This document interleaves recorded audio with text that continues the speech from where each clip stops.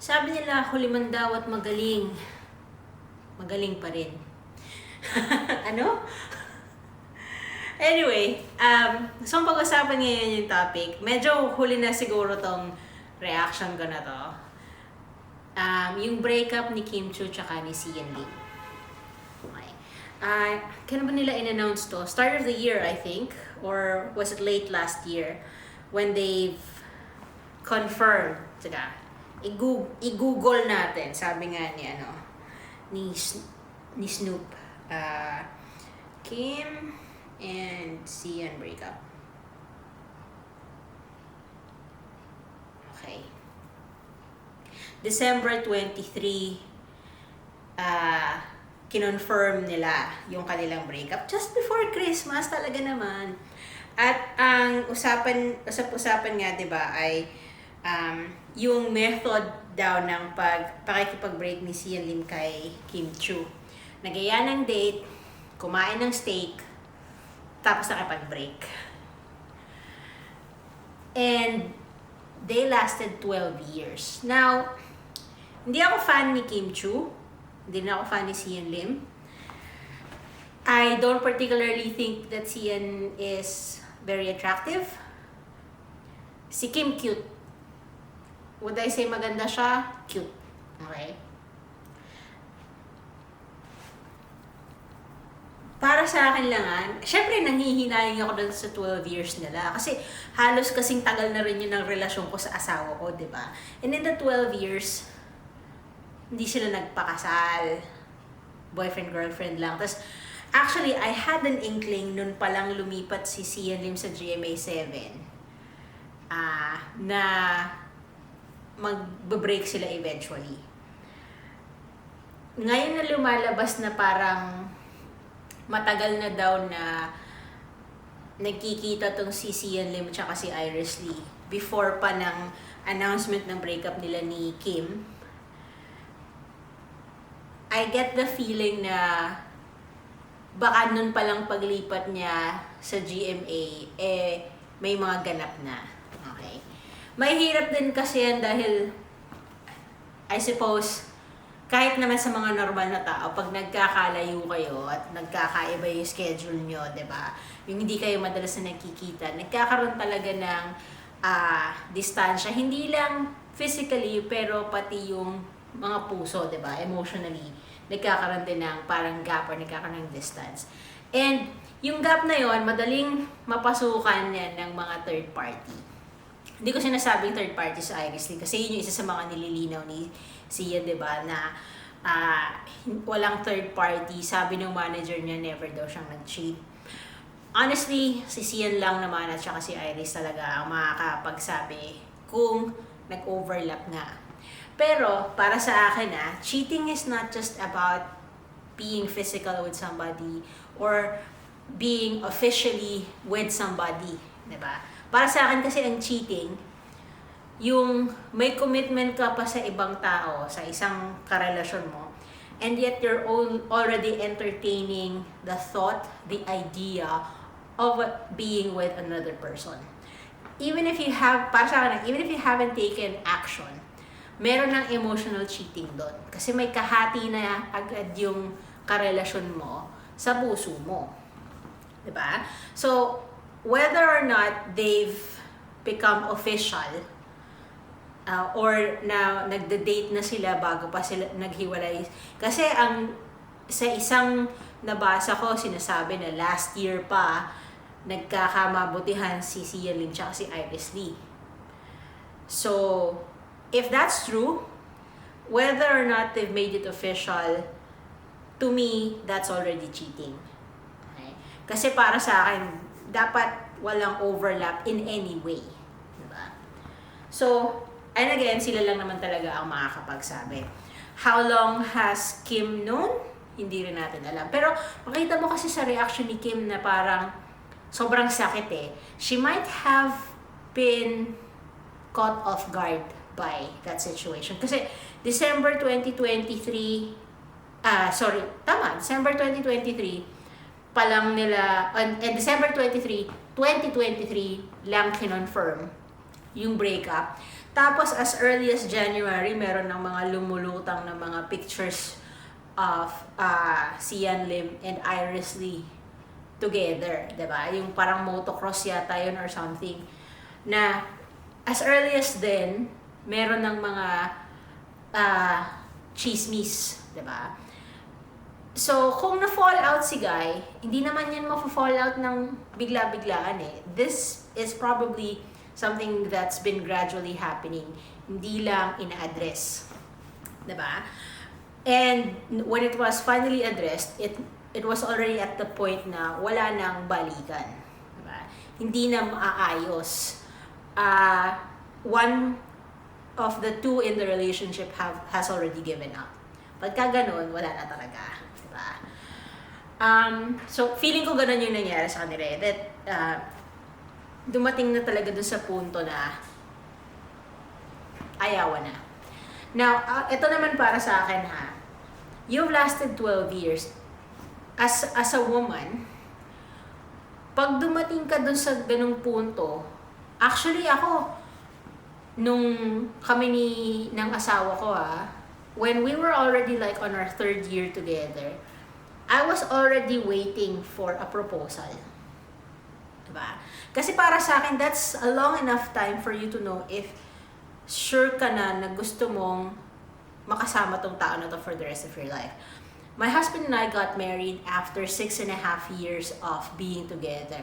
And in that 6.5 years, we lived together for 6 years. So, para sa akin if you didn't know by then na kayo na yung magkakatuluyan, dapat doon pa lang tinigil na eh. Kasi sayang yung ilang taon, 'di ba? Kim could have had a lot of opportunities to find someone else. Bata pa si Kim, pwede pa naman, 'di ba? Hindi pa naman, and hindi ko alam kung anong klaseng tao si Sian Lim, pero kung totoo yung chismis na nagaya ng date, kumain ng steak, saka nakipag-break, that to me is like questionable male behavior. Diba?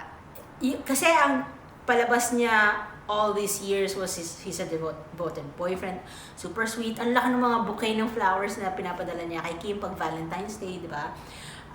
Na parang gentleman siya and everything. Sa mga vlogs ni Kim, makikita niyo kung ano yung interaction nila. Parang sa akin, it's out of the character that he portrays yung ganong klaseng breakup. But it could also be na matagal na siyang nakikipaghiwalay, hindi lang tinatanggap ni Kim. And that was, and up to the point where he's gotten na ayoko na talaga. Diba? And maybe, the existence of Iris Lee in his life was what pushed him to finalize it. Kasi ang kwento, di ba, or ang naririnig ko, or nababasa ko, is that medyo malamig na yung relasyon nila even before the breakup was announced. Diba?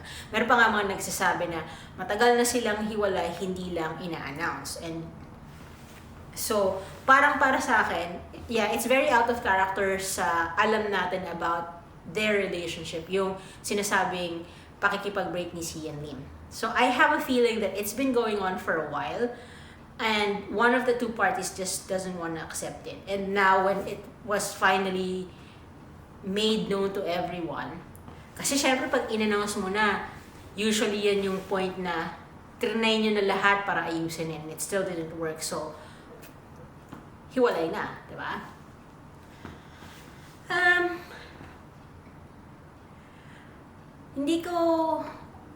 Hindi ko alam kung ano yung mararamdaman ko for Kim. I feel bad for her kasi that's like a very long time in your life. Parang si Hyrie tsaka si Rio Jones, I can't pronounce his name. Pero diba, yung scandal ni Hyrie tsaka ni anong pa nga? Han So-hee. Diba? Over a guy na hindi naman kagwapuhan. Ewan ko ba, ba't kayo nag-aaway? Ang ganda-ganda niyong dalawa, tapos pinag-aawayan niyo si Mr. Gilagid. mapanlait ako no? Parang ganda.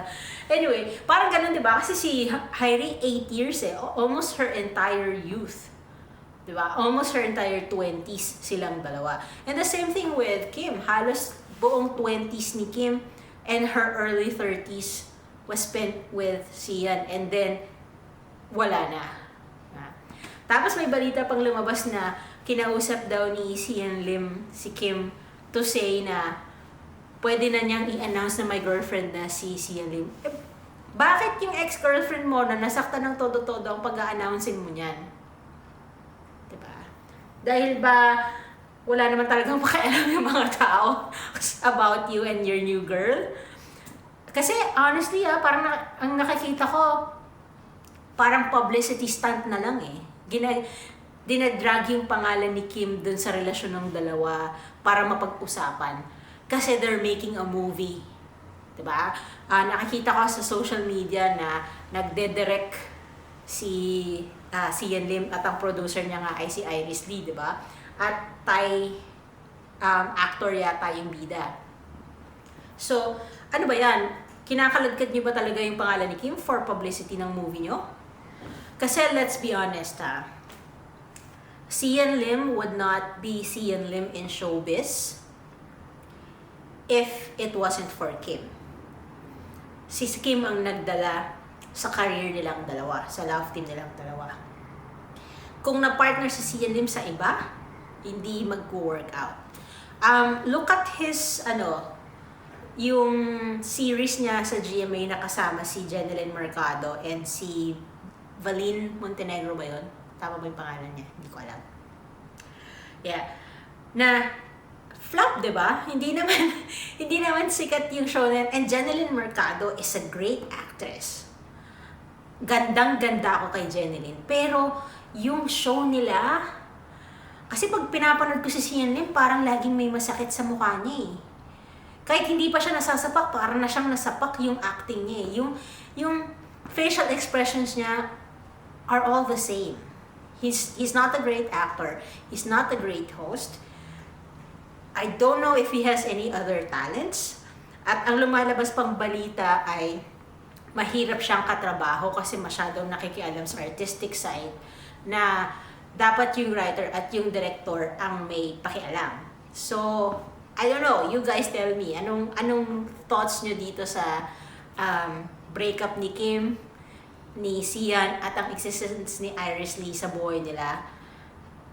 May pake ba kayo? Kasi honestly, nung lumipat si Sian Lim sa 7, parang sa GMA, parang wala naman. Lackluster yung career niya. Kahit nung nasa ABS pa siya, actually, lackluster yung career niya. Napapanood ko lang siya dahil may show sila ni Kim. Si Kim ang nagdala.